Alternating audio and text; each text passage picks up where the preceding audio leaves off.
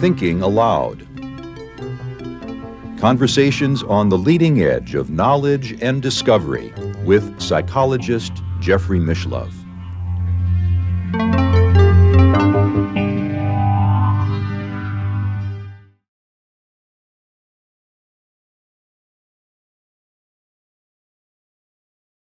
Hello and welcome. I'm Jeffrey Mishlove. Today we are going to explore the topic of coping with tragedy.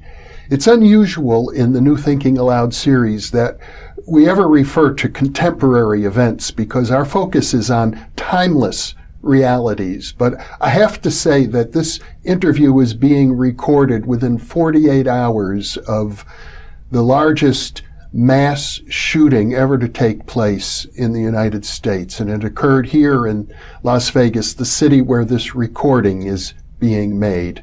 My guest today is Dr. Pierre Grimes, a philosopher and founder of the American Philosophical Practitioners Association and also a founder of the Noetic Society.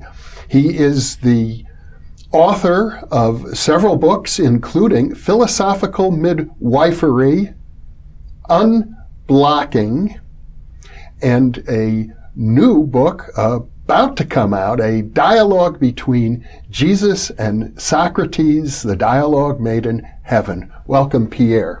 Thank you. You know, I didn't mention to our viewers, but I'd like to mention now that you are a decorated World War II veteran. Yes. And I think that's significant because you have witnessed firsthand horrors well beyond anything that I think I've even read about in my lifetime. Well, yes, indeed. That's a positive thing in a way because I know scholars have said that civilization is becoming less violent than it was back then. I differ. I think we're on a road that is no different than the past. I see. That tragedy is the... someone said it well. They said, history is nothing other than pages of blood, one after the other. Tragedies unfold continuously because we haven't come to the roots of what is tragedy and why does tragedy become the very fabric of our lives, collectively and individually.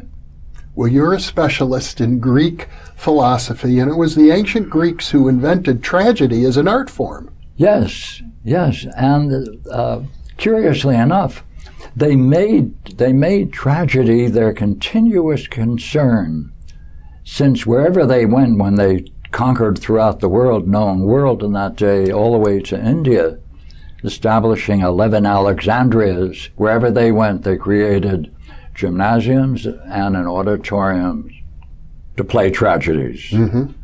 And comedies. And, yes, between every second and third part of the trilogy, they stuck in a comedy. And in fact, I get the impression that the purpose of the comedies was to help people digest the tragedy. Oh, right, yes.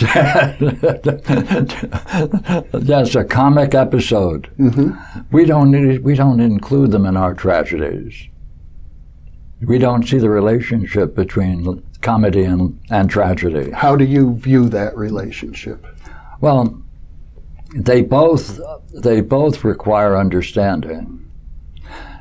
Tragedy, see, from the Greek viewpoint, is a natural consequence of experience injustice. The consequence of experiencing injustice personally is anger. We are all angry because we all have suffered in our youth episodes of injustice when our parents and other ones who are in our family seize upon moments when we are free and open and use that occasion to impose their own personal views which inhibit that freedom. That's experienced as injustice. Therefore, we're all angry. Tragedy is nothing other than acting out that anger. Now, the the shooter in this terrible tragedy. We have to discover what were the roots of his anger. We have to understand him. At this moment in time, Yes. it's a mystery. Yes, no, that's right. It's going to take time to discover the roots of his anger. Mm-hmm. The newspapers today, they wonder why he doesn't fit into this category or that category or this category. That's good. Now let's get to the real category. What caused him to be so angry that he took the lives of so many people and acted out that tragedy? That's the mystery. And it can be opened up. Mm-hmm. Now, how can we do it? I suspect that computer he had might be the secret. Yeah. What do you think? Well, I do know that the law enforcement officials are endeavoring as best they can to get to the bottom of it. But whether they will or not, I don't know. I know that you have a lot of faith that the universe is intelligible. Yes. I suppose I'm not sure about that. I am not sure about that. It may, for all I know, it will remain a mystery for a long time. There are many mysteries. Well, I would say that my work with people and exploring human problems, you see, my book, Philosophical Midwifery, is titled A New Paradigm for Understanding Human Problems. Mm-hmm. And essentially, the origin of all human problems is having a false image, an unsuspected false image of the self. Yes. Where did that image come from? The false image of oneself came from when we were subject to injustices in our youth. We then can't understand why it took place. We have a difficulty blaming parents and surrogate parents, so we blame ourselves and create a false image. Mm-hmm. But with that, along with it, comes anger for having experienced the injustice. And so injustice is part of our lives, and so is anger. Mm-hmm. Not anxiety. Psychology goes for anxiety. I say, no, anger. Anger. Anger is the key. Anger because we've been treated unjustly, Yes. maybe even before we even remember. We bury it. Uh-huh. You're quite right. We bury it. I mean, my understanding as a psychologist is that early childhood trauma typically takes place before the age of 5 or 6. Yes, quite true. There's a whole class of problems that occur between, as soon as it's very often early experiences can be recalled and reconstructed. Mm-hmm. And when they are, they follow the same dynamic. Powerful they are, very important. Let me give you an example. I work with a woman, a very interesting woman, translator, well-educated. She couldn't understand why it is that every time she got involved in something, some work, when she began to see its profundity, she closed the book. She stopped. Mm-hmm. She couldn't go any further. She made up all kinds of excuses why she didn't go further. So we had a talk, and she said, you know what? I see where this is coming from. She said, when I was no more than 3 years old, she said, I was playing in the backyard. We really moved into a new area. It was barren, somewhat barren, but I found a frog, and I held the frog in my hand, and it was my friend, she said. Mm-hmm. And my mother came out and said, what are you doing with that stupid, ugly thing? And she threw it on the ground and squashed it. Ooh. I said, that's very significant, you know. And she's crying. Mm-hmm. I said, why do you think there's a relationship between this past event and your present difficulty? She said, I think I see what's going on. Whenever I get close to something beautiful, I panic. It's as if I'm reliving that event, mm-hmm. and I can't give it up. I'm so angry. after she saw that, she could then go back to her work and do what she was doing that was beautiful and accomplished it. Mm-hmm. Well, what you're suggesting is, if I get your gist, that through a process of self-discovery, self-exploration, Mm-hmm. we are able to uncover our own unconscious motives. Yes, indeed. I mean, and I assume, as it relates to the question of coping with tragedy, if this could happen in throughout society, maybe we would become less violent. But you started the interview by saying that tragedy will always be with us, as if it were, there's nothing we can do to avoid it. Well, that's because there is no parent that can ever be free of a problem. What is a problem? A problem, we can call it, what are the grounds of a problem? Isn't it curious that I think we can all recall when we were free, open, experiencing something, absorbed in it, at those moments, that's when the parent seizes upon it and is worried that if they were to endure that and continue that spirit, they would be too free. They would be moving in unknown directions and violate local customs and their own family traditions. Mm-hmm. And so they close down. And most parents assume that's their job. That's their job. They're going to make them social. Yeah. We're going to make them Christians. Mm-hmm. We're going to make them good people. Yeah. Because it's unpredictable. They can't stand the unpredictable. Well, you seem to be suggesting, if I get you, that civilization itself is the cause of tragedy. Yes, indeed. We are the causes of it. Mm-hmm. See, the most interesting thing, the first great work in history that took a form of a literary and philosophical and psychological form is Homer's Iliad. Yes. What is it that Achilles did? See, he suffered a great tragedy. His great friend, Patroclus, he was killed because of Achilles' stupidity of urging him to go into combat and wearing his uniform. Against Hector. Yes. I know the scene. Yes.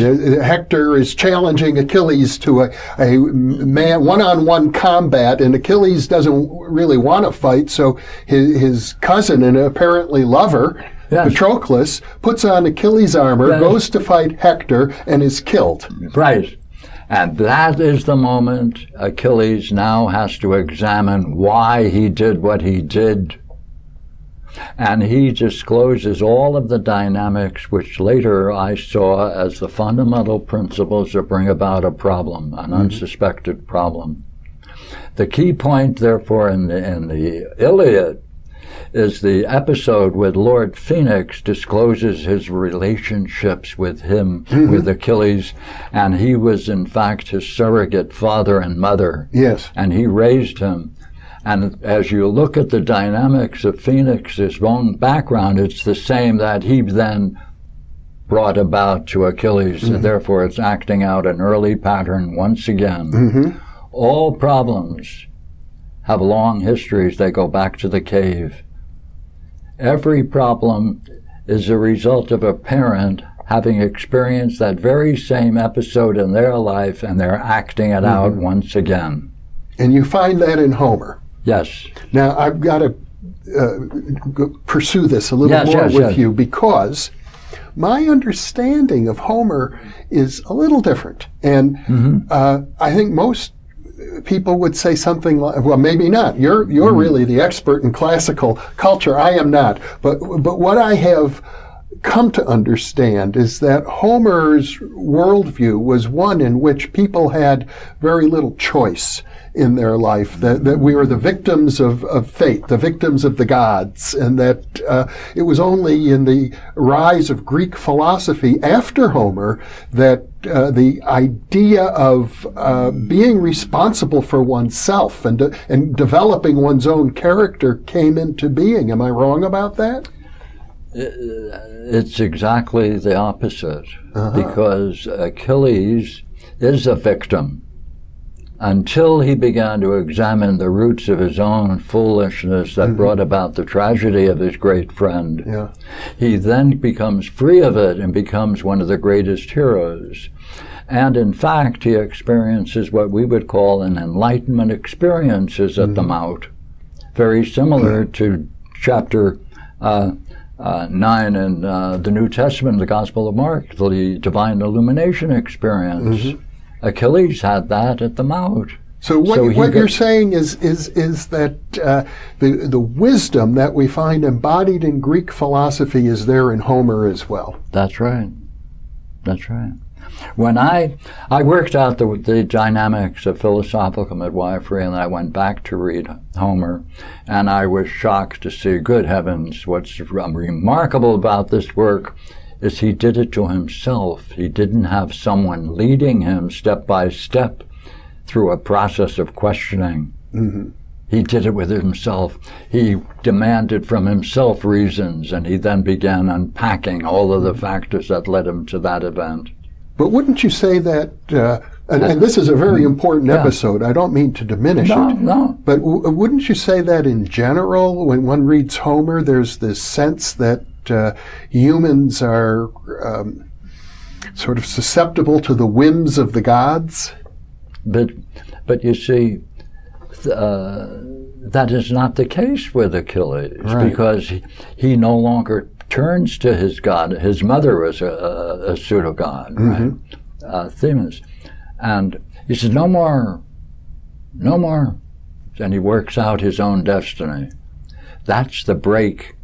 And that was the cause, therefore, of tragedies. He turned the tragedy into seeing and a moment for growth. Every tragedy has the very elements of our own spiritual growth, and that's why they're important to unpack. Not just because we want to release some kind of energy. We want to recover ourselves. The idea of the self, therefore, in Greek literature is paramount. Well, would you say that Achilles is different than the other figures who appear in Homer? Well, you know,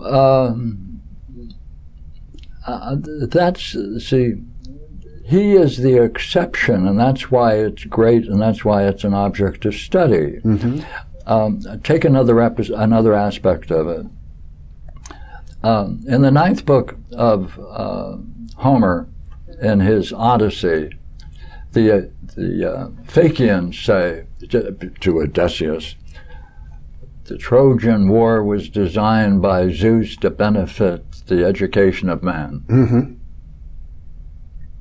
Therefore, the war that Achilles is, it becomes the schoolhouse. It becomes the particular koan to work on for your own destiny. I've heard people say much the same about the Second World War. Well, I have a different view of the Second World War. You were part of it.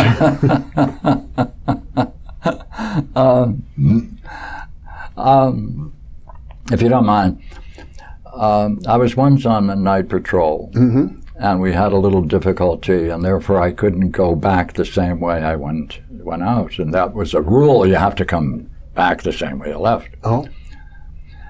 And so I worked my way back up to my unit, and another adjacent unit, of course, I came into contact with, and a rifleman came up to me and he said, I want to look at you.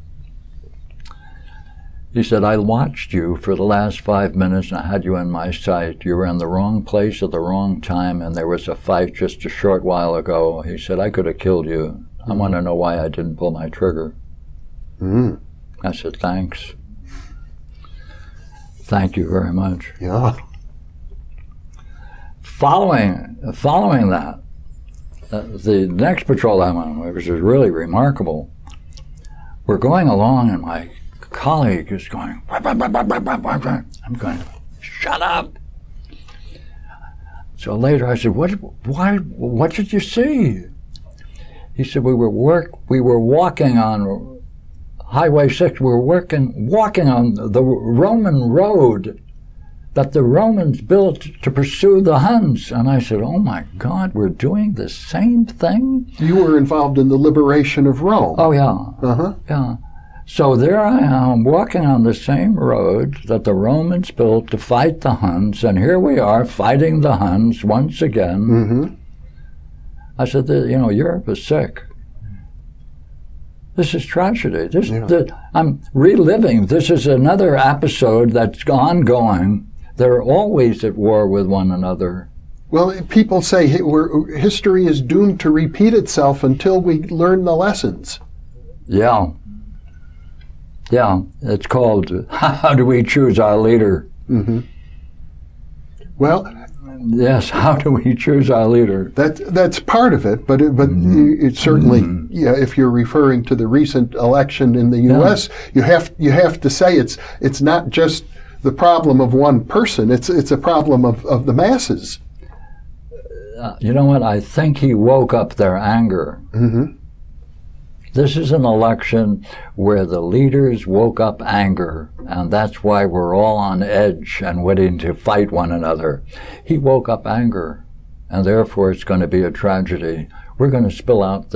This age is going to be really a multitude of tragedies because our leader ennobles it and makes it part of himself, and he justifies it and explores it himself and personifies it himself. Mm-hmm.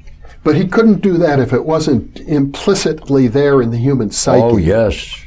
Because there are many injustices in society. We suffer injustices. I recall reading an essay by Carl Jung, this Yes. great Swiss psychiatrist. I think he wrote it in about 1933, prior to the Second World War, in which he said he noticed in the dreams of his psychotherapy clients the rising images of Wotan, the German god of war. And he said, based on the dreams of his patients, he foresaw a war.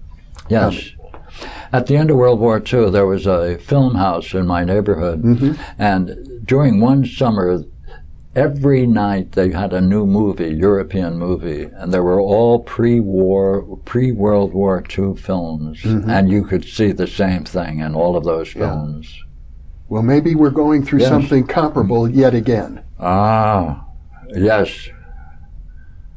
And it's going to play itself out, but you see, it gives us an opportunity, and the opportunity is forcing us to see. Why are Americans? Why do we want to believe we can live independent of tragedies? We want a home, we want a fireplace, we want kids to get well educated. We don't want tragedies, yet we're in the middle of it, and we're subject to them. Yeah. That's the crux of the issue, isn't it? Yes, that's the crux of the illusion. Underneath it is their own tragedy because they're not coming to grips with their own false image of themselves. Well, every human is going to die. And I suppose for each and every person, that's a potential tragedy. Right there is no avoiding it. No. And my understanding of the meaning of at least Renaissance tragedy, I don't know much about the classical tragedies, but the idea seems to be that even in the face of inevitable doom, people can discover something noble, something great within themselves. That's right. That's right. Yes, my work shows that man wants to be noble. He wants to be free of his own illusions. He wants to live a meaningful life, but he doesn't know how to do it. What we have to do, you see, is take this kind of learning and make it an object of study. The study of dreams, and daydreams, by the way, are equally valid tools for coming to grips with the nature of oneself. Yeah. What would happen to our education if we made those two things paramount in education? I'd be in favor of it. Right. But you see, if we need to show them the way to understand it, why not introduce it in the 4th grade on? Let us look at each child's dreams. Let's take Johnny and Mary's dream and make it a subject for discussion in the class. It'll make their reflection, it'll make the possibility of understanding oneself real, vital. Well, I'm surprised to hear you say this, Pierre, because you are a professional philosopher, and for the most part, the philosophers I know love to talk about the relationship between rational ideas and dreams seem to be the epitome of the irrational. I have been analyzing dreams for many, many years. I've never found a dream that was not profound. I never found a daydream that wasn't profound. Oh. The same way of understanding your problem you can apply to dreams. If that is done, then they become rational. Then you can see behind the rationality and intelligibility, and that's the road to man's freedom. What you're saying kind of reminds me a bit of Walt Whitman's title of his famous book of poetry, Blades of Grass, Leaves of Grass, that even in a grain of sand or a leaf of grass, there's incredible profundity. To see the world in a blade of grass and heaven in a wild flower, and to hold infinity on the palm of your hand and eternity in an hour. Yeah. Yes. Yes. Is that William Blake? Yes. Yes. Beautiful. Yeah. And we don't do that normally. Maybe tragedy sometimes pushes us there. Tragedy is our education. See, the real interesting thing is why are we angry? Why doesn't it follow if you have a false idea of the self, so what? Why are we angry? Where does anger come from? Why should we be angry simply because we have a false idea of the self? Well, we must have an idea. We must have a self that doesn't want to be called something other than what it is. Yeah. Well, we also have, I think, biologically, a certain amount of aggressiveness in our genetic makeup. I mean, we're closely related to chimpanzees, and they are one of the few species that will, in effect, make war against each other. That's true. But I think we're also akin to the heavens. And there is also our home. Well, Pierre Grimes, what a wonderful note to end this conversation on, and what a pleasure to be with you. This has been wonderful. My pleasure. Thank you for being with me. Thank you. And thank you for being with us.